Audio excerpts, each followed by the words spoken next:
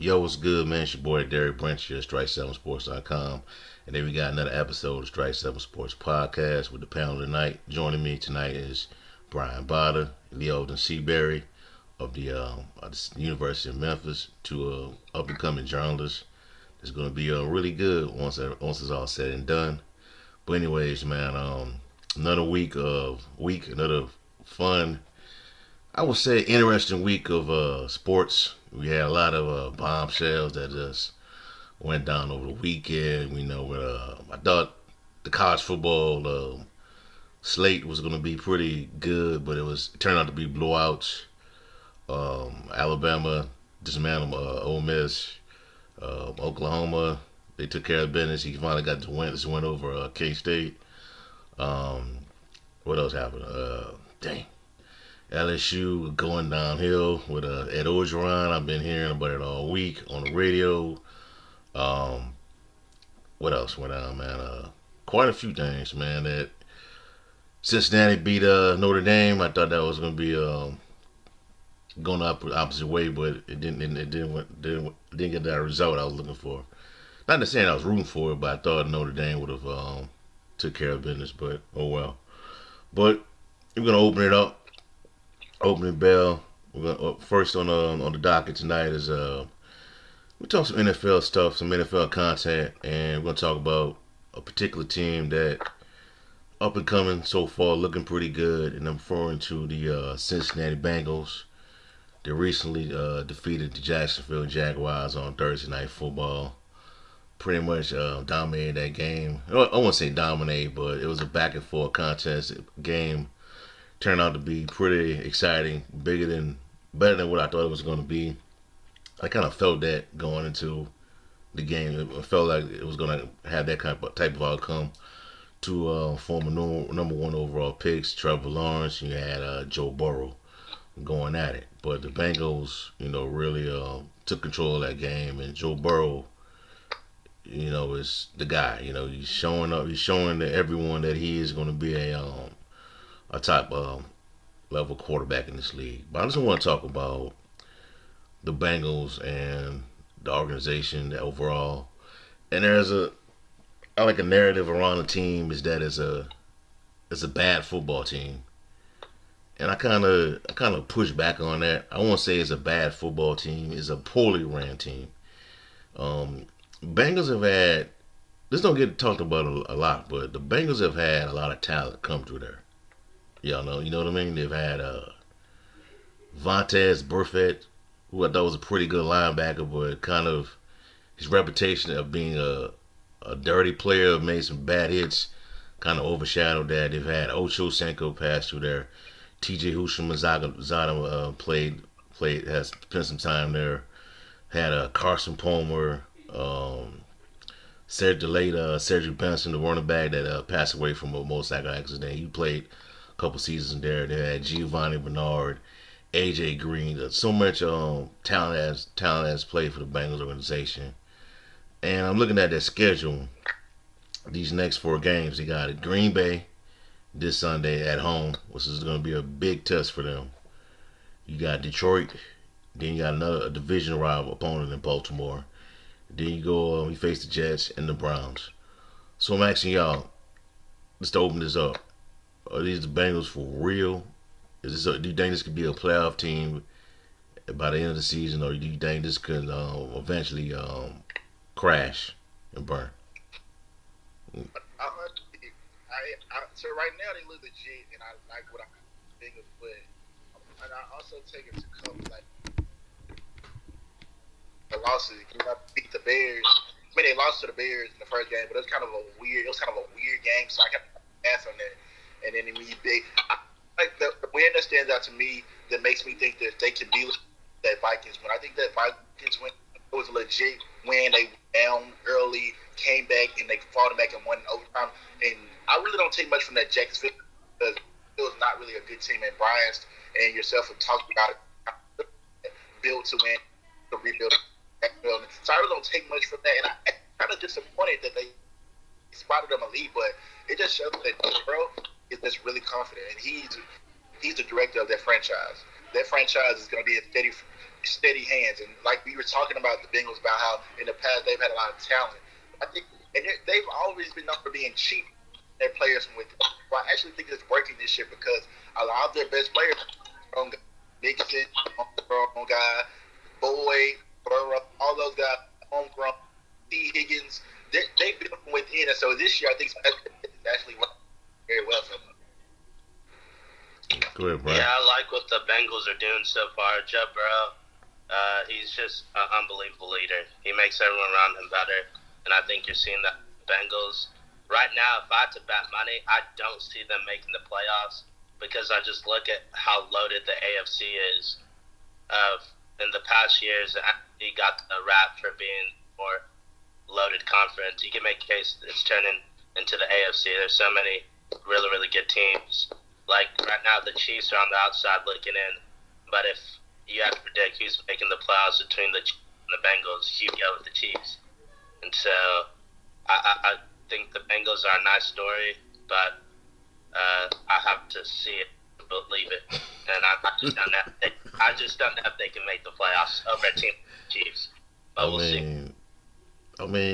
This Sunday, they play Green Bay, man. So that's a big test, man. That's a big test.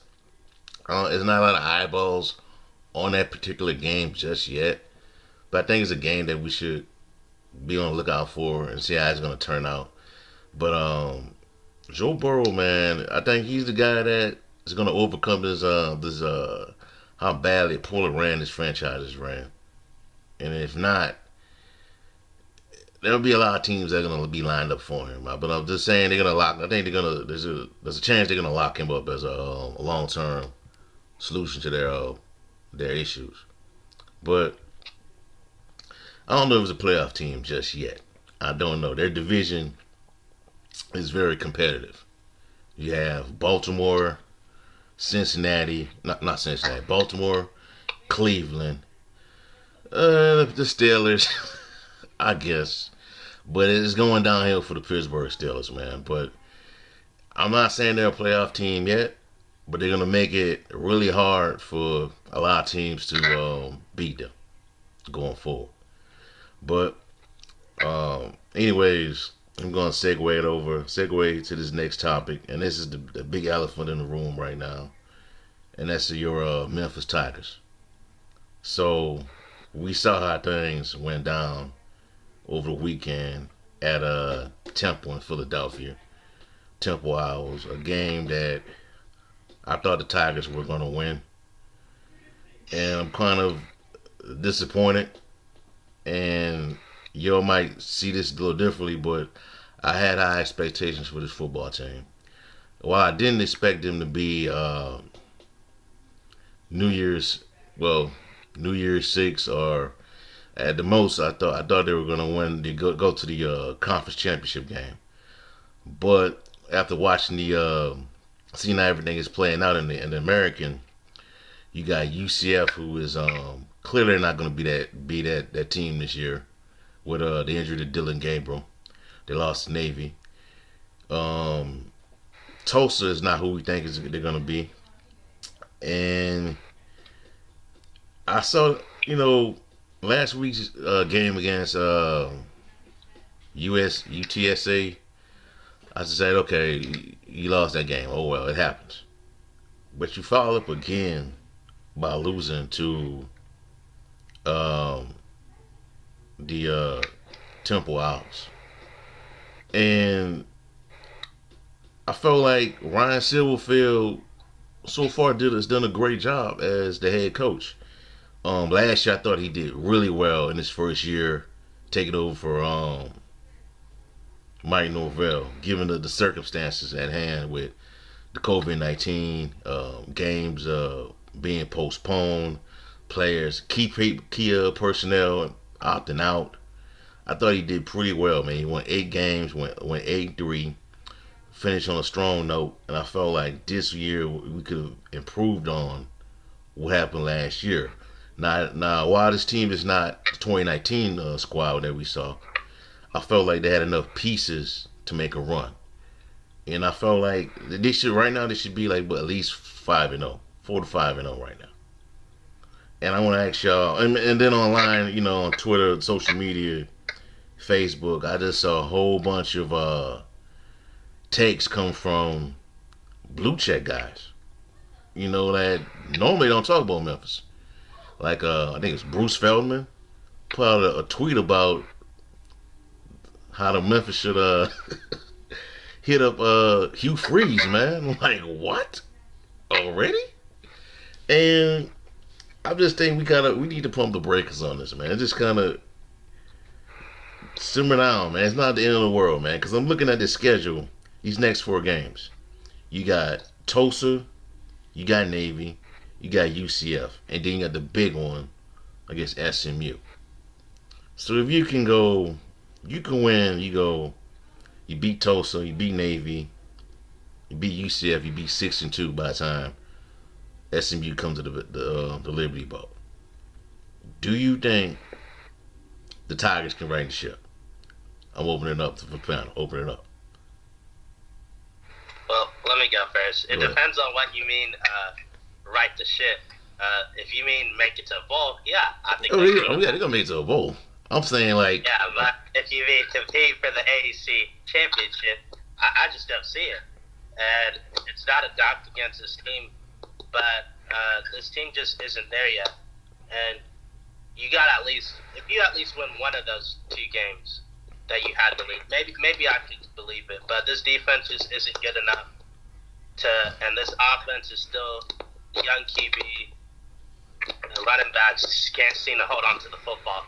I face it. And so I just don't see them competing for the AAC championship. But all you want to do is at least keep yourself in the race until that SMU game. And then if you beat SMU, who knows what can happen. So I give it a puncher's chance. But if I had to bet money, I wouldn't do that. Leo, what you got, man?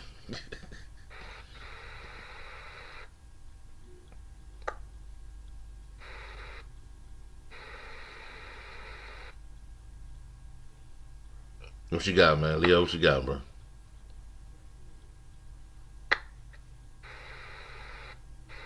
You ready?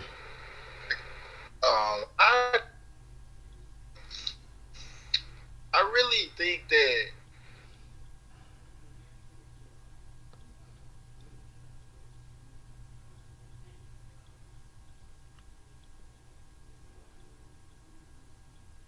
we leave and come.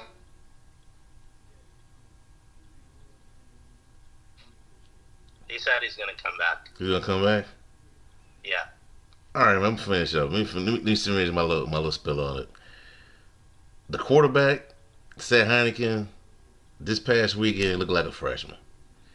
He's throwing passes in the double coverage to Calvin Austin. Calvin Austin's like 5'7", 5'8". You throwing passes to this kid. This guy, he's not coaxing. You know what I mean? Like He's he a looked good like a freshman. receiver, though. He looked like a freshman. That's all I'm gonna say. He looked like a freshman. And does do you? What happens when Tevin Carter's ready? Do you continue to go with Heineken? Because I think Heineken can transfer. I think he can transfer to another program and kill it, in my opinion. But anyways, we can go to Leo, man. What you got, man? On this.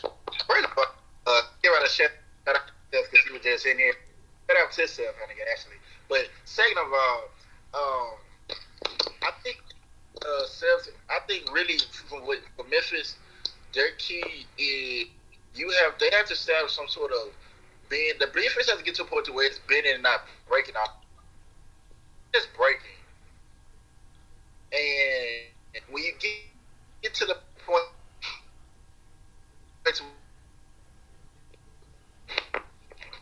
where so much yourself and can't get at the time.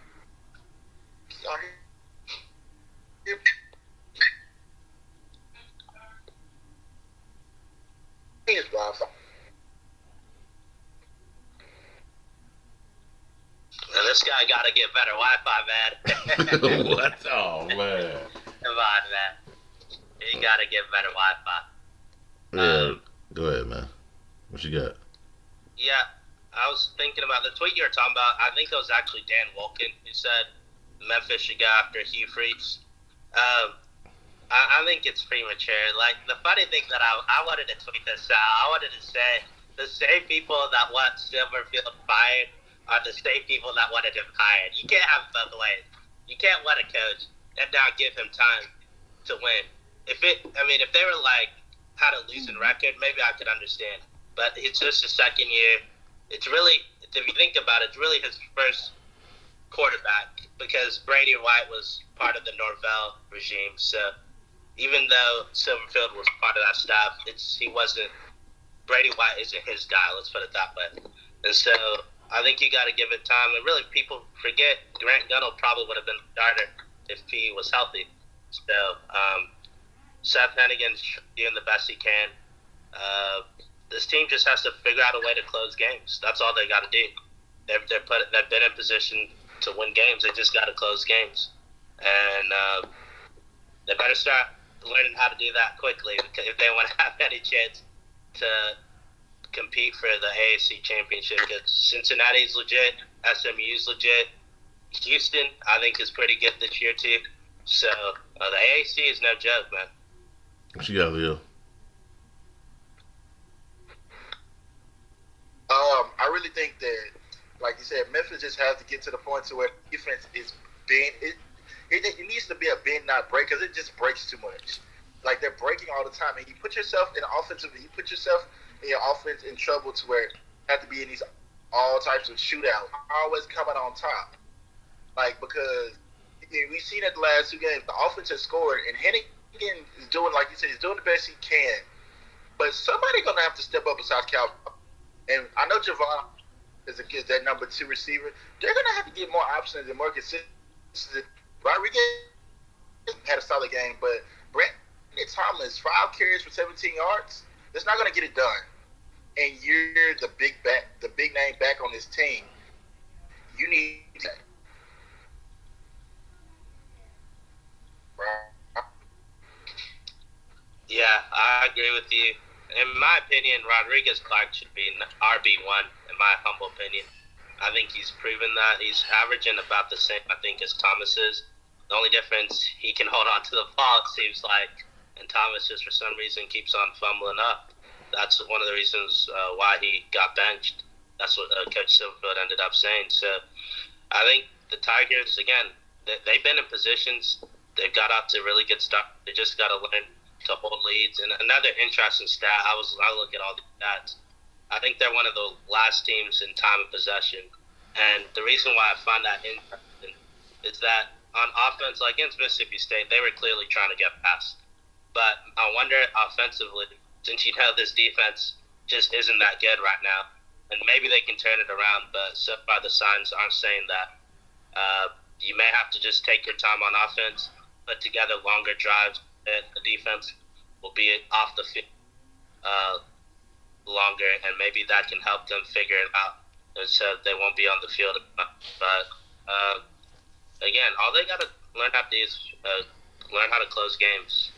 Sometimes we make winning harder than it really, really is. They've done everything it takes to be in the position. They just got to close. But the difference between winning and losing is not as much as people make it out to be. I think they fumbled at the goal line this past game, and that really changed the game. Score that touchdown, or even a field goal, it changes the game. But if you get a touchdown, they probably win that game. So sometimes the difference between winning and losing is very, very small. But do you think defense ever get corrected, fixed? I've never seen a bad defense all of a sudden. To be fair, like if you look from the Arkansas State game to the Mississippi State game, there was improvement. Then I think the past 2 weeks they've given up 31. So if you could somehow the next few games just not give up 30 points, I think that's a successful game for them. I just don't know if you can rely on that because with a team like SMU, they're going to get 30. You can book that. I'll be stunned if SMU doesn't get 30 against this defense. So, that's all I can say. The good thing when you play a team like Navy and UCF. I'm not sure if their quarterback's gonna be back, and even Tulsa. These teams they're good teams, but if you take care of business the way they should win these games. They're all winnable games. Yeah, you got anything to add? Good. Something. I apologize for my wife. I just feel that like I got years and a lot of on defensive. They give up so many points. Like I just don't see I have like Ray Rubin's freshman starting at corner. Their defense is too old to be giving up points. And Mike McIntyre, I don't know how he won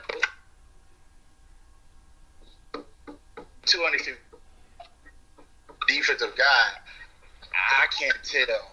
And I wouldn't be surprised if they get another defensive coordinator by the end of the season. At the end of the season, because he's just not the guy. Hey, so in regards to that, where do you think they should look to find a defense coordinator, a solid one? What P5 programs where they can go out and say, hey, find like an assistant or somebody that's coaching the D line and say, hey, would you like to take this? We would like to offer you this DC job. Where would you think a good spot they can, find a good DC at, like within the P5? Yeah, me personally, I would look at the top defenses and try to plug someone off of those staff. I know this. Dan Lannon. You probably heard of him at Georgia. They probably wouldn't be able to get him because I think he's a DC there. But someone like that, he was at Memphis, ironically, before I think he went to Georgia. So someone like that that's been part of a great deep, because this culture right now just isn't getting it done. And again, I mean, I hate calling for people's jobs, especially when, like, I'm not like an analyst. I don't know if it's a scheming issue. Guys are in position, or guys are just in positions and not making plays. So I think we have to judge it at the end of the season. But Ryan Silverfield has proven he can find and hire really good staff members. So I think he would be able to find that guy if needed. But that's what I'll do. Look at the top defenses and try to get someone off of that staff. I'd even look at a school like UTSA. They have a good defensive culture. Try to get someone off of that staff. But to be fair to the offense, the past 2 weeks they faced the top 20 defense, and they've done pretty well. They've scored 28. Well, really they scored 21 because they got a defensive touchdown, and then scored I think 31 against Temple. So they got to keep on just executing. Just you take away the turnovers, I feel like you can make a case they win both of these past games. They can just hold on to the ball, figure out their running back situation. I think that's important. You got to have a guy you can trust late in games, and figure out a way to hold on to the lead, because that's just a bad habit. But everybody knew watching that game, and like after what happened last week, everyone knew that lead wasn't safe. So they got to figure that out. Okay, that's true. All right, moving right along. We're still with talking about the Memphis Tigers football program, and the segment on it I want to talk about is this stadium issue and their pursuit of becoming a P5 program. So I believe it was Friday, I found out that the Liberty Bowl will be named Simmons Bank Memorial Stadium.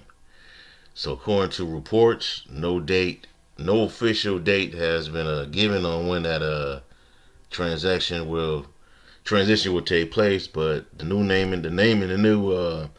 name rights for stadium will be going to Simmons Bank. And when I did some little research on this, courtesy of the Commercial Appeal, is that Simmons Bank was founded in Arkansas and has expanded to operate approximately 200 branch locations across the United States, including Memphis and Nashville. So they're pretty big in the Mid-South. They've even acquired a few banks around in the area. And a lot of people, a little upset about the stadium being called the Liberty Bowl, and I'm just kind of baffled by this. And like I understand it's a tradition and all that, but I was listening to this on with 92.9 with Jason and John, and they were saying that people were like really don't want to move on from the Liberty Bowl. I'm like, do y'all understand how this stuff works? And cause I got a lot to get off my chest with this stuff, with the football program, with the fans. I just think to me it's like a conditional thing to me. But this should have been done a long time ago. With Memphis being being a bigger brand in regards to football. The Liberty Bowl, I heard there's a report coming out that they're gonna do a survey of unveil the plans of how a revamped Liberty Bowl is gonna look like. That starts next week, according to Mayor Strickland, and that a new stadium is on the table as well. But this should have happened a long time ago. I think Memphis is kind of being too little, too late with this in regards to expanding. Um, I understand that, but this should have been done a long time ago. The stadium issue. I mean, after all the complaining I seen online about the tailgating and capacity limits because of the COVID situation, and they played I think it was Nico State, the first game of the year, and they're saying the attendance was 30 of like 30,000 people in a 60,000 stadium. I was just like, really? After all the complaining you did, but not trying to get into the stadium and tailgate and all that, you can only get 30,000 fans in, and I'm kind of like, this is why you're not getting an invite right now. This is why you're not getting an invite, because in Alabama, Texas, LSU, it doesn't matter who they're playing. They could be playing Mercer, Southern Miss. The stadium's gonna be 100,000. 100,000 people's going. 100,000 people's gonna be there. 100,000 people's gonna be there. It doesn't matter who the opponent is. I think it's kind of conditional here with Memphis. The fan base is it depends on who the opponent is. If we play in SMU, Cincinnati, you're gonna get a bigger crowd. Or if something like a college game day, you're gonna get a really big crowd. That's like the biggest. I covered that game. I was there.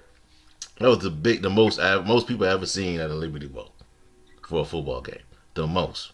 That was more than the actual Liberty Bowl game itself when I covered it in 2018. That stadium was the first time I saw that stadium packed like that, and I think that's where people get it mixed up at, where the fan base is not. You just can't be there when a team is on a national stage. You got to be there when they're playing UTSA.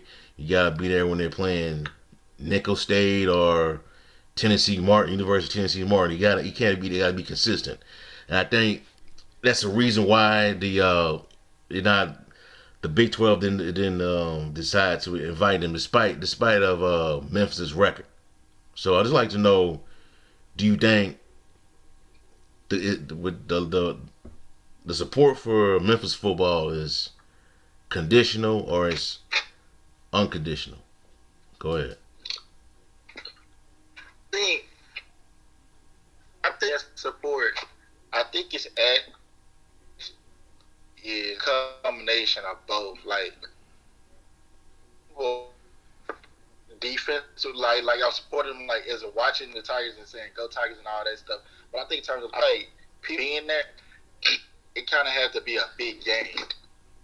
It has to be like you said, a Cincinnati or a game day or something like that. Like, cause that's a big problem, because you can't say you want to be in the Big 12, but your fans only show up when you playing SMU. Right. And also I feel that, wow, SMU, like okay, it's fine to have your fans show up to the big games, but also the reason why a lot of people don't show up to these small games is because that's also Memphis has to blame itself. When you're paying bad out of conference teams all the time, who's gonna want to go? Like Like you're not playing. You can't play him. You can't. We're not saying play Mississippi State every week. But can you give us a? Hey, could you even give us a Coastal Carolina? Could you give us a Liberty? Give us teams that are maybe not always. They're not SEC caliber teams, but they're on your level in terms of Group of Five. Hey, give us Boise State. That's coming though. They actually are coming though. State in a few years, but give us. Yeah. But just give us teams that are on your level and your equity, and people will come to watch. Go ahead, Brian. Yeah, anything? Yeah, I agree with him. Give better games to go to. That being said, like the students, I was in the student section for the last home game, and people left after half. I was sad. Part of it, I think, that the team was up, so everyone just assumed they were going to win, which was a mistake, as we've come to now see. But I think it really just depends. I don't think you can force fans to stay.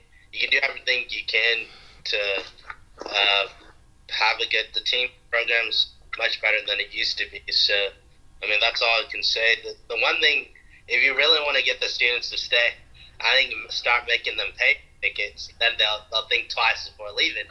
Because me personally, if I pay for a ticket, I'm going to stay for the whole game. I'm not going to leave. But maybe that's just me. But I think it just takes time. I hope this new stadium can happen within the next 10 years. But if they just do renovation for now, that's something that we can live with. But yeah, it's time to move on from the Liberty or the Simmons Memorial Bank Stadium. It's time to move on from that stadium as soon as they can. Even if it just means just tearing that one up, assuming this is what the architect people want, or feels best, and then just building a new one right there. That's what you got to do. But it's time to build a new stadium.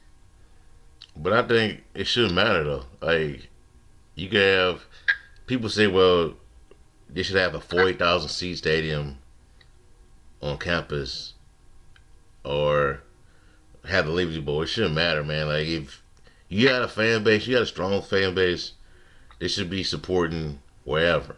UCLA, they play in the Rose Bowl every Saturday. It's packed. You know what I'm saying?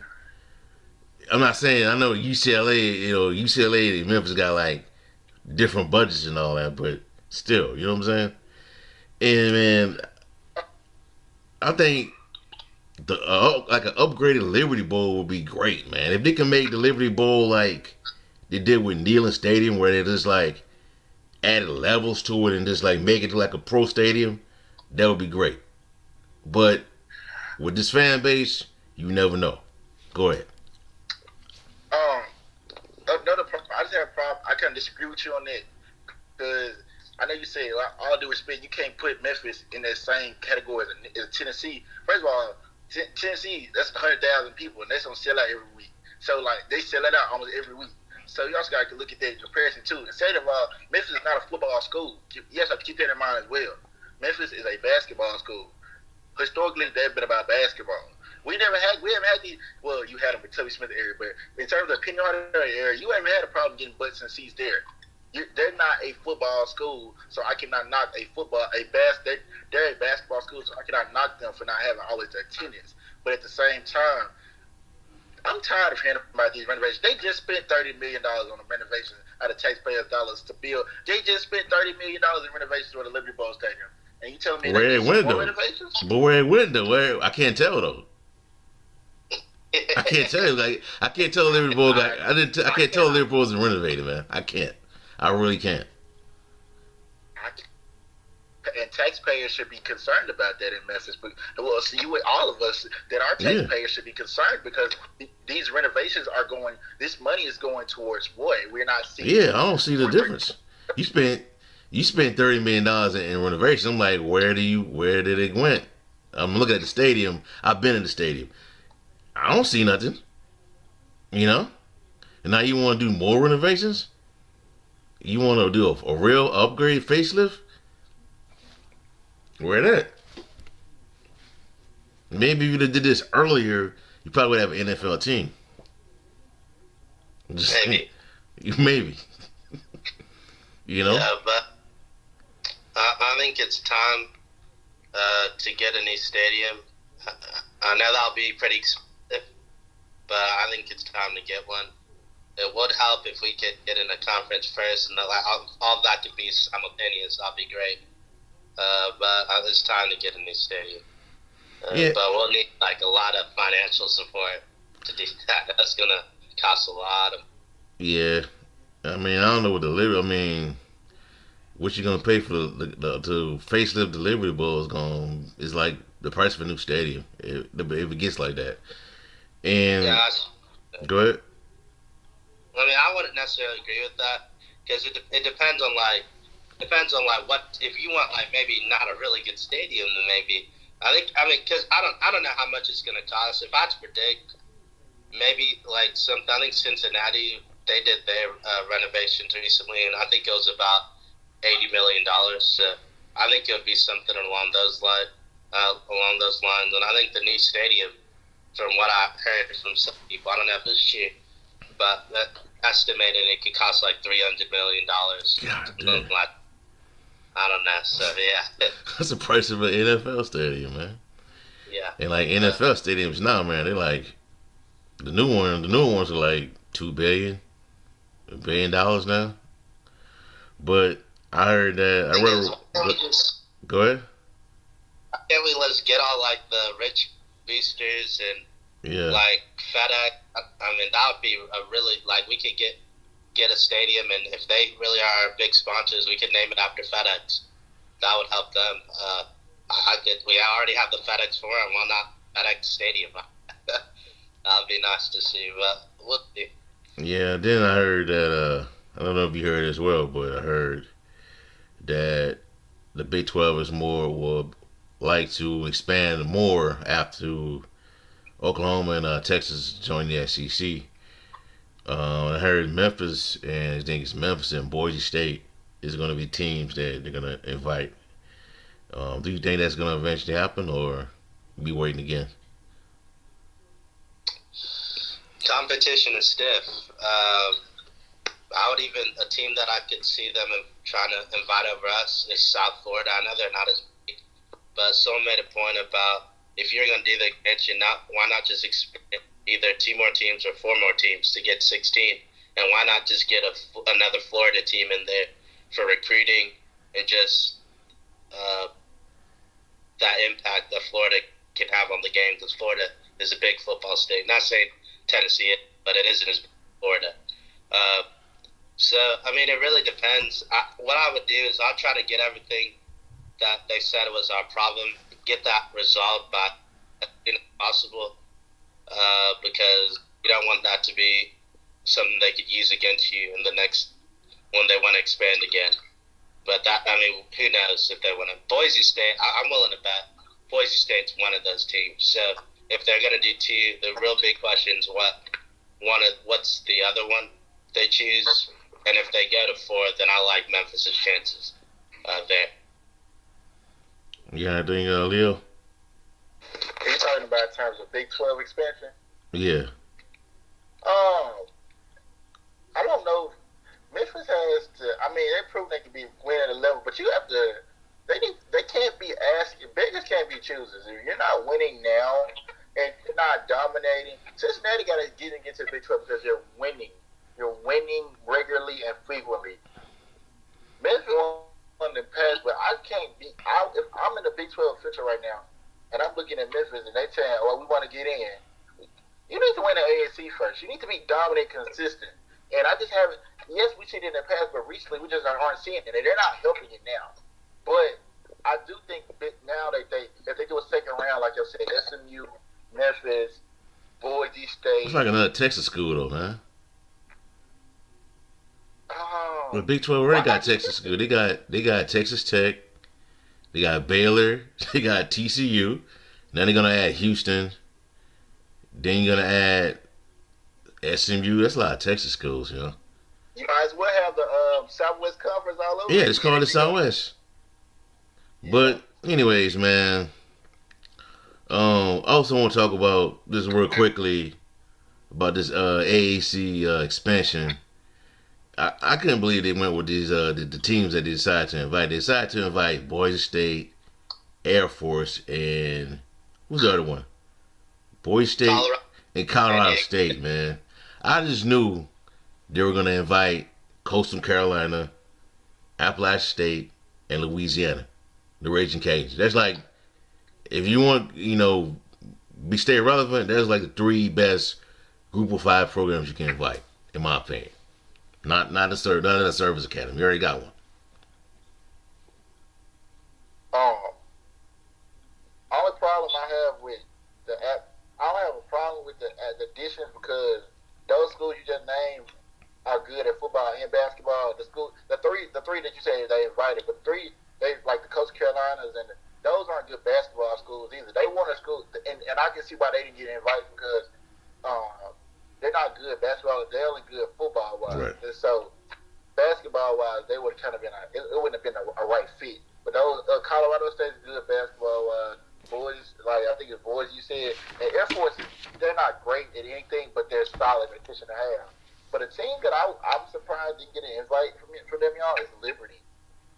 Oh yeah. That would have been a team on my radar, and I'm really surprised they didn't get any consideration. Yeah. That's true, man. I forgot he frees over there, man. All right. All right, so moving right along. Next topic. We talk about some more college football, but this time it's the Power Five. And over the weekend, y'all eat crow. Brian. Well, Leo was right on Cincinnati, the Bearcats. They went down to South Bend and beat Notre Dame. I was impressed. Impressed with the program. Lou Fickle done an amazing job with the team. They beat Notre Dame on the road, and that's a good one to have on your resume. You went down there and beat Notre Dame. Iowa went down and beat up on Maryland pretty bad, 51 points at College Park. But I want to talk about this, man.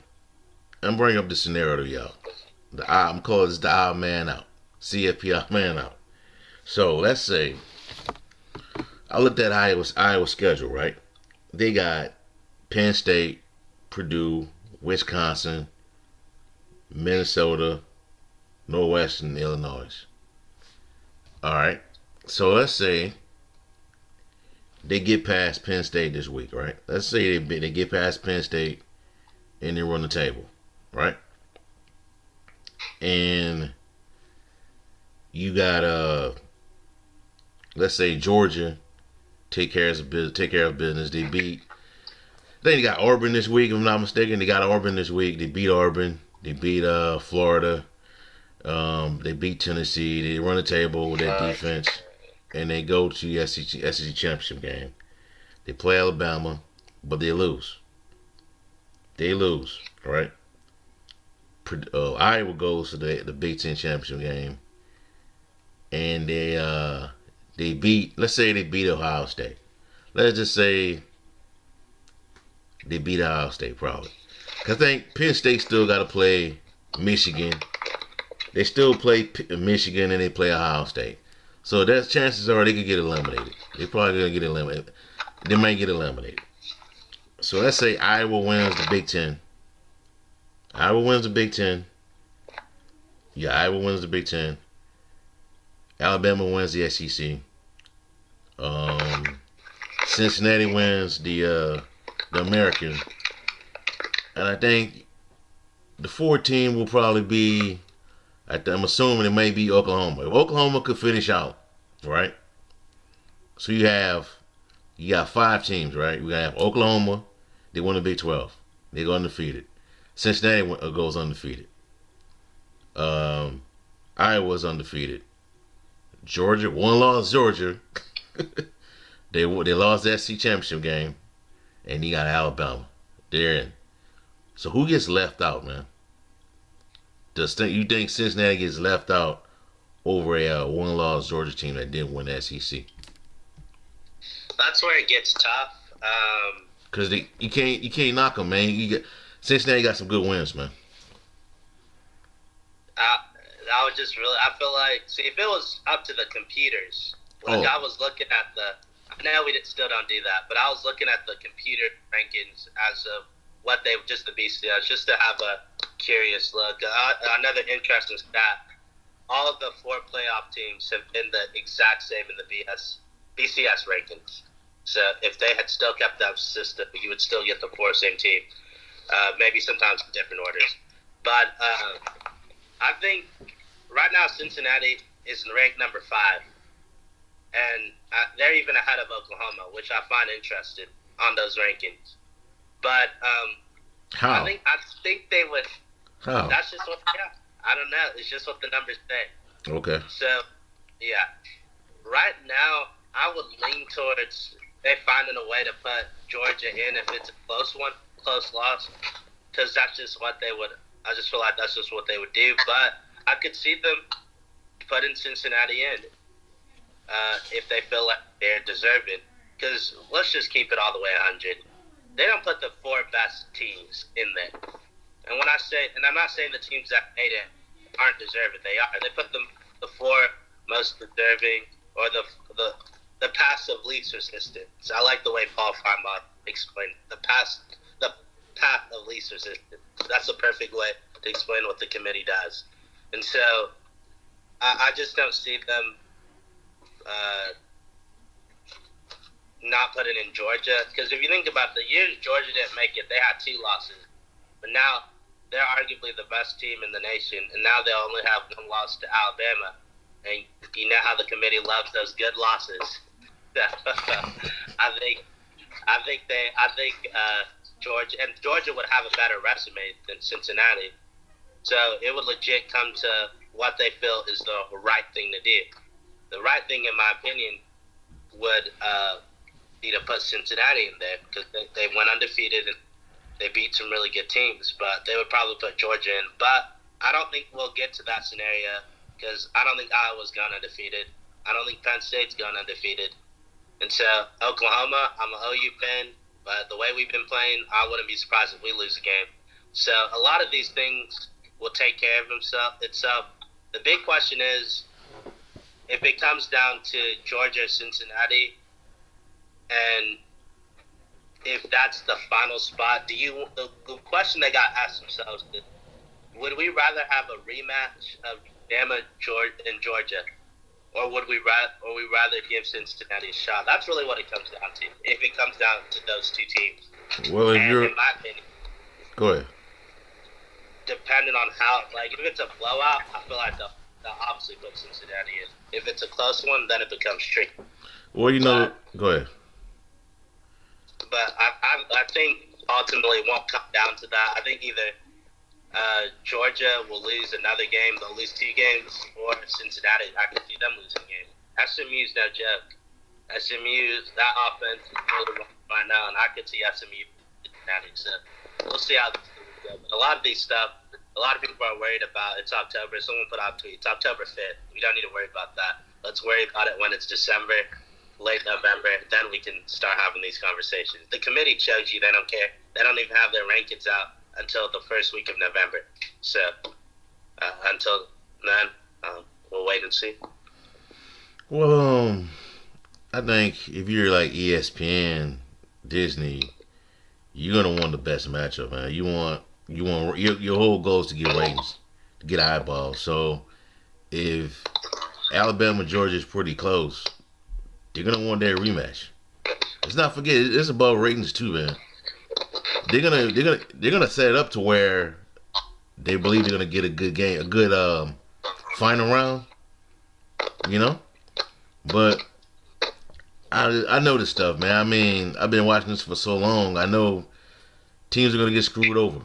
And what about Ohio State? What if Ohio State wins? What if Ohio State wins the Big Ten, and you got 1-loss Georgia, and you got Cincinnati undefeated? Who do you think? What happens? Now that's true. You also have to consider Oregon. If they went out, man, Oregon's man. I'm done with Oregon, man. Like looking at Oregon now, man. They need to fix their offense, man, because they really missed it with Justin Herbert. You know what I mean? Yeah. I don't think. I don't. They're not a factor, man. I think they're not gonna make it, man. But I just think right now it's gonna be Ohio State between Ohio State and then also Michigan.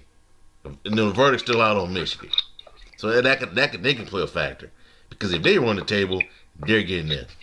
They're getting in. They're not gonna ignore what Michigan accomplished, man. They're just not over Cincinnati.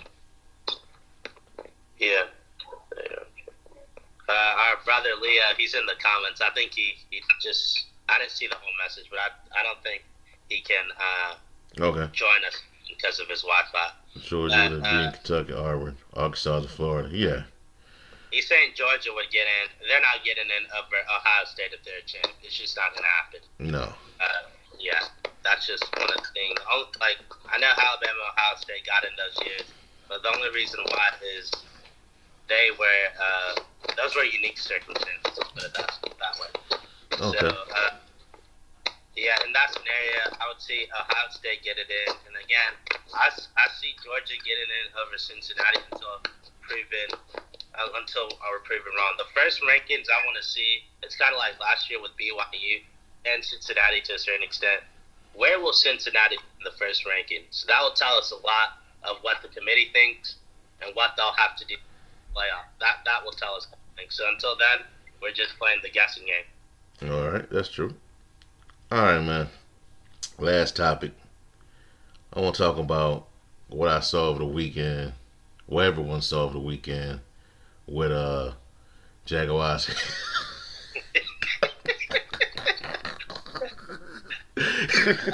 Funny stuff right there. I just gotta talk about this, man. I said I was gonna mess with it, but like, man, I'm gonna talk about it. Jaguars head coach Urban Meyer. Now let me tell you something about this. Early in the morning, I'm subscribed to a website. I'm not gonna give it out. It's a site I'm subscribed to. A paid subscription. Got some exclusive access to content that's not given out right away. And I saw this about Urban Meyer with the girlfriend. Well, I won't say girlfriend, but the lady. And I didn't actually went into it. I just say, well, okay, you apologize, hey. But then on the Twitter, man, and I saw the video, man. I just started laughing. I just couldn't believe this, man. I'm just like, wow, man.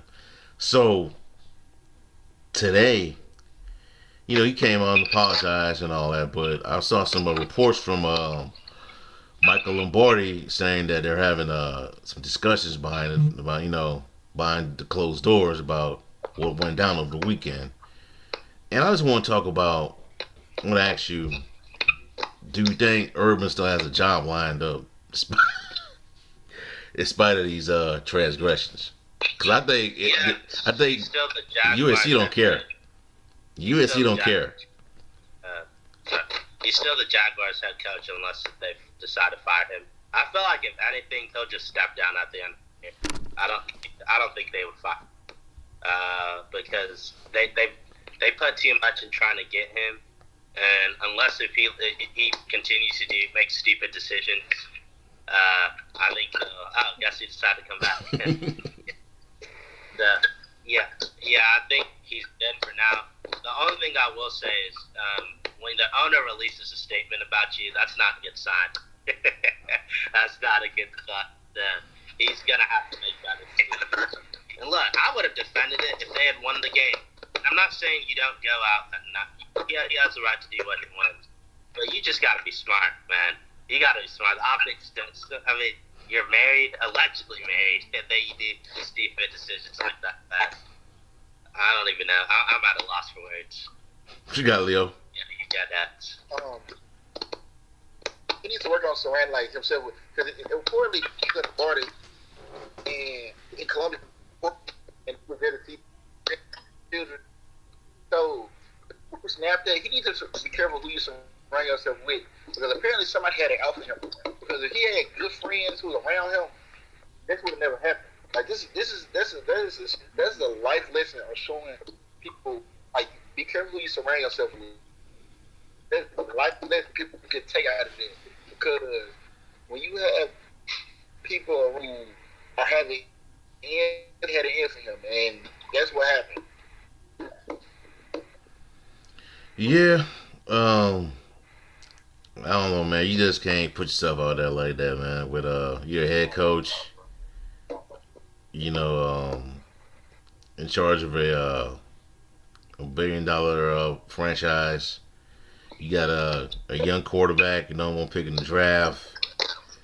You just got to button that stuff up, man. It ain't looking good for him. I think a lot of people coming out to say. I heard Marcus Spears say that they need to move on, and Stephen A. Smith say that he's not gonna last that long as a head coach. It's possible, man, but I think even if it just doesn't work out, man, he has a job lined up, man. Like you already know, man. He has opportunities, man, that other coaches will have if they did it. If they got caught doing this, he will. I'm not trying to play the white privilege card and all that, but with his resume, man, it's like it's hard to somebody to like ignore Urban Meyer when he's out there. Like he go back to the commentator's boat, or he could get another college coach job because the the LSU job is gonna open up. I mean, as much as I like Odron, that's gonna open up. USC is gonna open up, and then all these other jobs gonna open up. A lot of other jobs can open up as well. But he got something lined up, man. It ain't the end of the world for Urban Meyer, man. He just gotten off to a bad start in Jacksonville. You got anything? Yeah, I mean, TB, if you look at their last 3 games, they've been close. They've had chances to win those games. So they execute better. They'll start winning some of these games. I personally only see him taking 2 jobs if they come open. I see him taking maybe the Notre Dame job because that's where he started, I think, as a wide receivers coach. And then maybe I don't see him taking the LSU job. I just don't see him going back to the SEC. I just don't. SEC is really competitive, and one of the reasons why he left is just he couldn't win enough games in Florida, and that's stressed him out, and he just stepped out. So, and I see maybe going to USC, but USC's president came out and said she didn't want anything to do with it. So I don't see that happening. I just think if it doesn't work out, just go back to being an analyst. You're good at that. They're not going to fire you unless if you can do that. You definitely can go out to the club if you're an analyst, and nobody will say anything. So yeah, you come to Memphis. Yeah. Nah. He can tear it up, man. He can tear it up, man. If he wanted to come, they would. And Silverfield is not doing well. I think Memphis would hire him. It'd be like Calipari, though, man. Oh, I should have said it. He'll leave. Bro, he'll turn Memphis around, man, and leave. Yeah, I see that. But I could see that. But I think Jacksonville will give him time. But this next week's going to be interesting. Because the Titans is a game they can win. I'm a Titans fan. I'm kind of worried. Because I've had a feeling we'd lose to the Jets. We always do that against we always do that. He put Leah, but we're not promoted enough to be on this pod, right? No, we're not doing that. No. That's funny. But yeah, so this week against Tennessee, this is a winnable game. The Titans, I don't know if they'll have Julio or A.J. Brown this week, and they showed they're vulnerable, and the Jets were able to take advantage, so I think the Jaguars can take advantage. But if the Jaguars come out flat, that's going to be an interesting thing to look at moving forward. So it's the next couple of games and weeks are going to be really, really important for him. All right, man. Yeah, that's true. All right, so Leo had a comment on in the chat about LSU putting Ed Orgeron on the hot seat. I'm like, dude, where you been at, man? Bro. All right, so I'm the LSU fan. I'm the biggest LSU fan out here. So let me just tell you, man, it is not looking good for Ed Orgeron, man. His next game is we got Kentucky, we got Florida at home, then we got Ole Miss. Yeah, Kentucky, Florida, Ole Miss, and I can't remember the next one. I think we take off and then we play Alabama. A bye, and then they got Alabama. We gotta win. I think he has to win this Friday. He has to win this Saturday. He has to win. Didn't he just win a championship? Yes, he did. He did just win a championship. But look what happened though. He don't. He doesn't know. He doesn't remember how to regain success, man. Let me tell you, man. Look, I heard the most interesting take on the radio not too long ago from Matt Moscone of 104.5 ESPN Baton Rouge. He said that Ed Orgeron, Forrest Gumped his way to a national championship.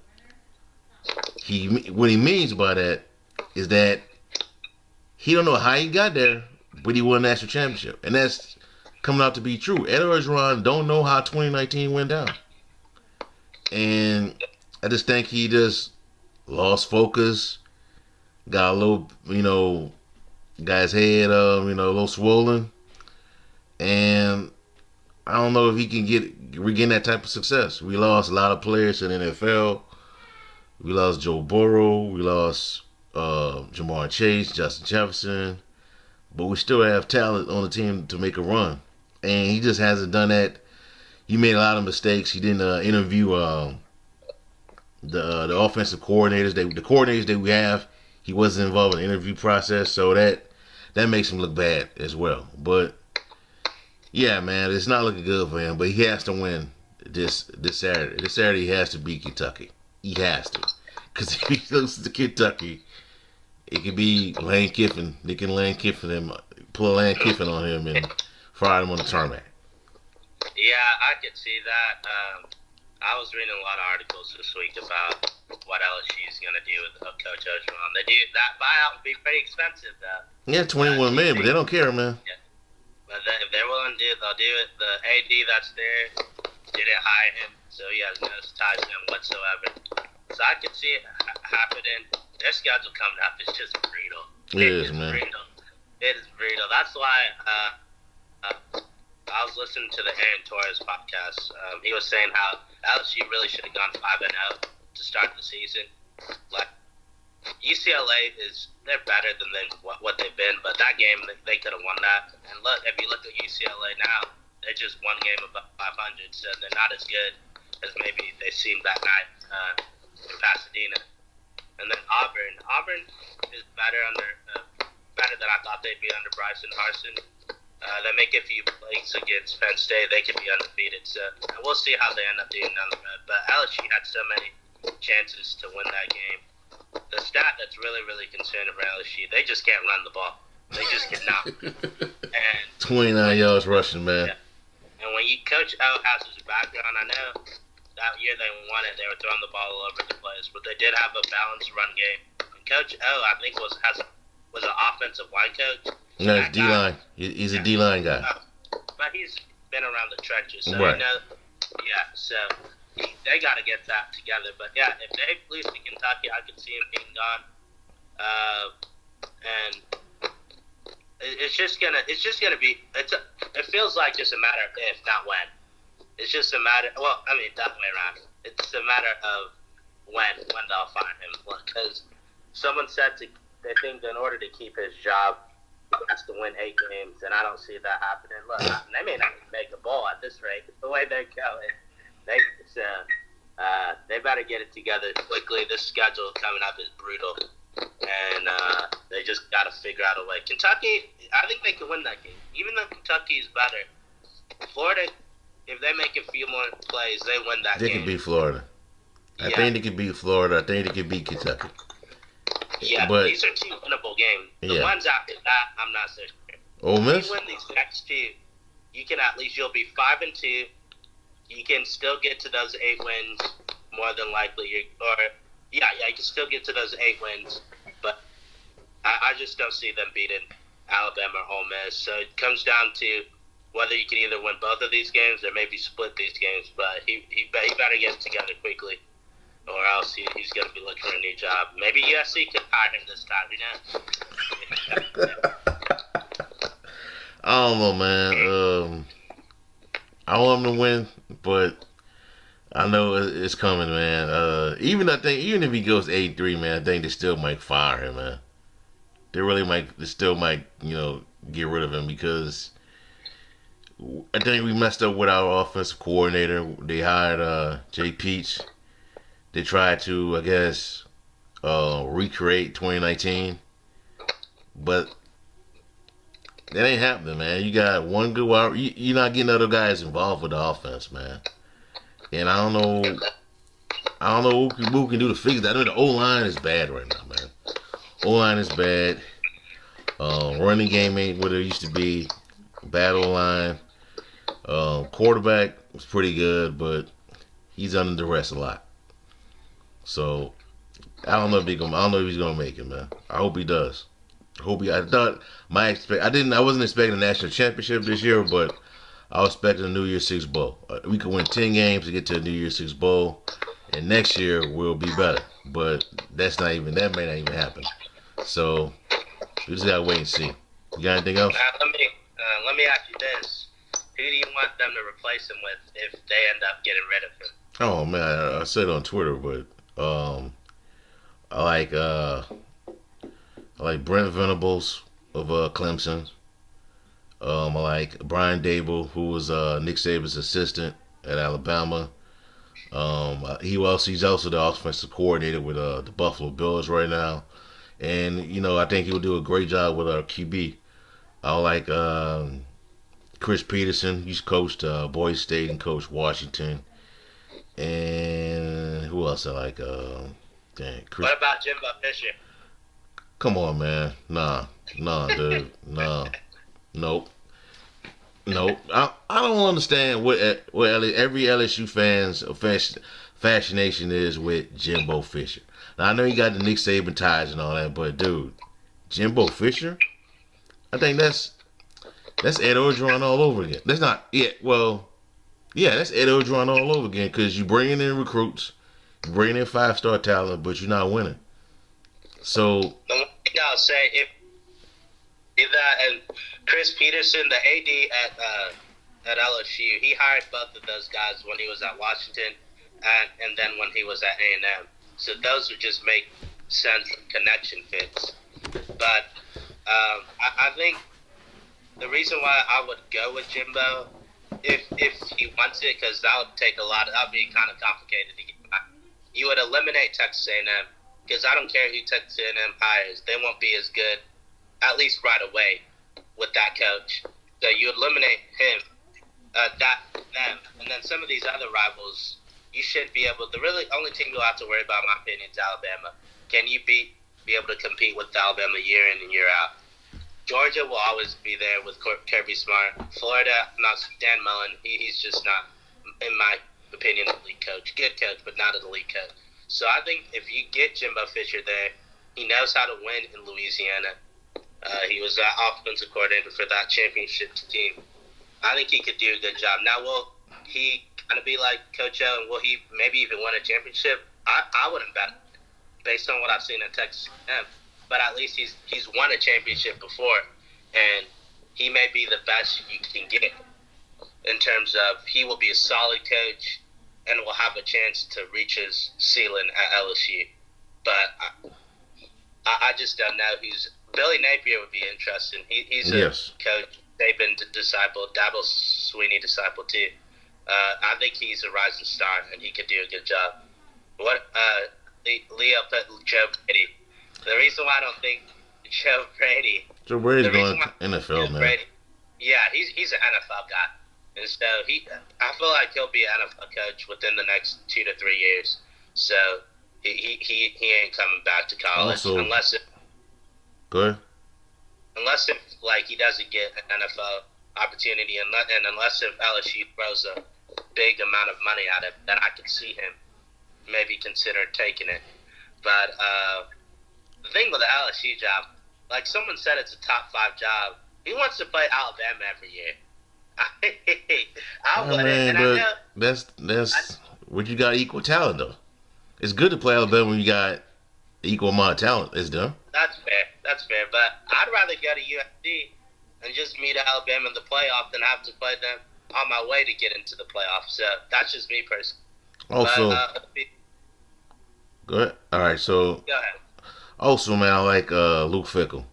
I like Lou Fickle, but I don't want Mario Cristobal out of Oregon. I just think he's a little too conservative, and the way to see that Herbert is turning out the way he is, that I don't know. He probably would have done to do the same thing at LSU. So that's one of my choices. And I heard over the radio in Baton Rouge, they bought up Lane Kiffin.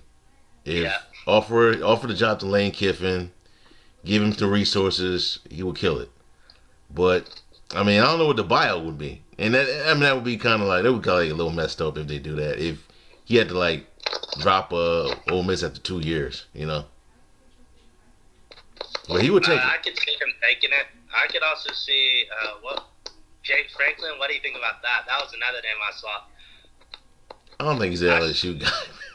Yeah. Like he's not the type for LSU, man. Like I'm not. It's not. You're not against black. I'm not saying this a black coach will make it there, but he's not the type. You know what I'm saying? Just like with David Shaw, like he wouldn't fit at LSU, man. Like David Shaw is more of like a West Coast guy. Yeah. Yeah, I could see Franklin going to USC rather than LSU.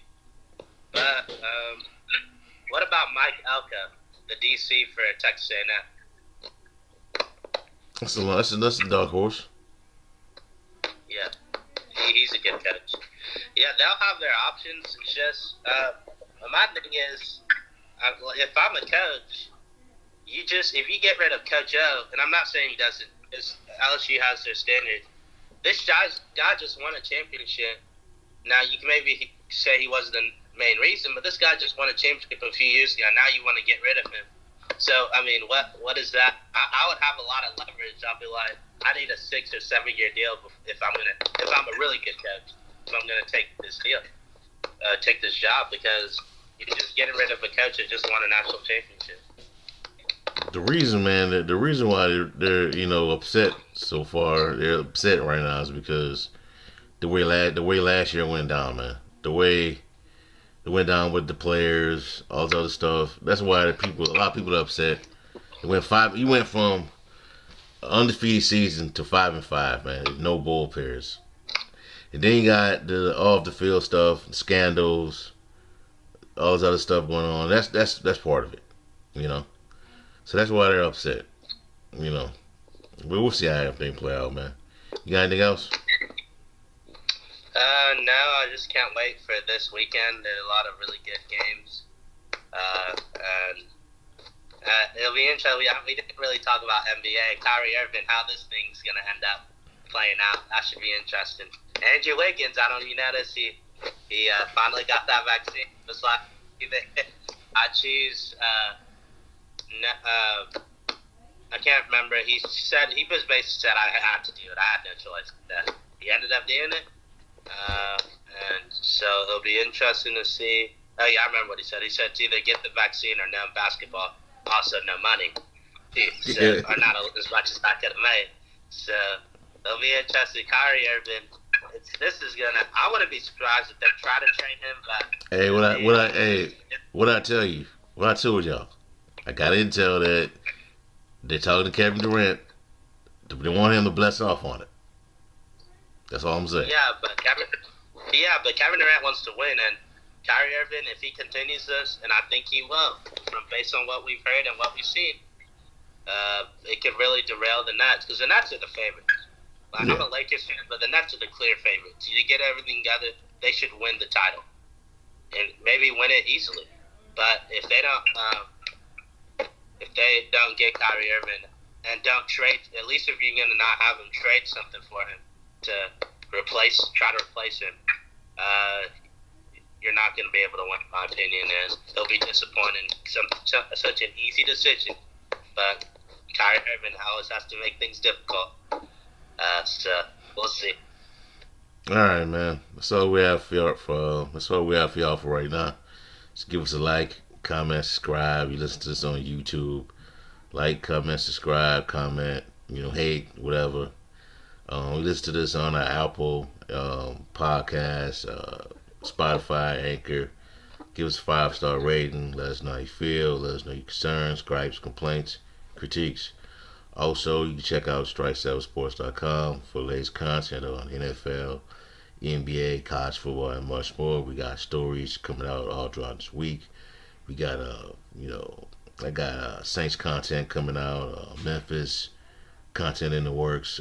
Some next week we'll start with the NBA, some NBA content. I'll be talking about my six bounce back teams. Seems six teams that I think will bounce back in 2021, 2022.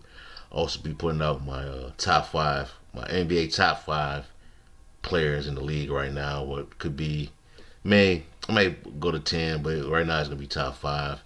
And also we got the NFL that's in full swing. We got stories coming out this week, games previewed, Memphis stuff, Memphis basketball starting up. So we'll be looking forward to seeing how that's gonna play out. How the team's gonna come together. Hopefully we don't have another situation we had with we want to smoke in 2019 where it went downhill when I only got to watch the guy play once. I mean, I only got to watch James Wiseman play one game, man. I couldn't believe it, and I was just like, "Yo, man, this ain't life, man." But hopefully, we don't get that this year, man. Hopefully, we get the whole gang. We can say we want all the smoke. We can just run past the AEC, but Calvin Sampson is not nobody to sleep on. So we'll got to see how everything play out. But I'm out. You can follow me at Strike Seven Sports, Instagram, Facebook, Twitter. You just type it in there, it's gonna pop up. What about you, Brian? What you got? If you type in Brian Adeshal Bot on Twitter, that's what you'll be able to find. I probably need to change my account. Yeah, you change that, yo. Yeah, all right, but we'll be putting out some really good content on Strike 7 Sports, so stay tuned. All right, peace. We out. Have a blessed night. God bless.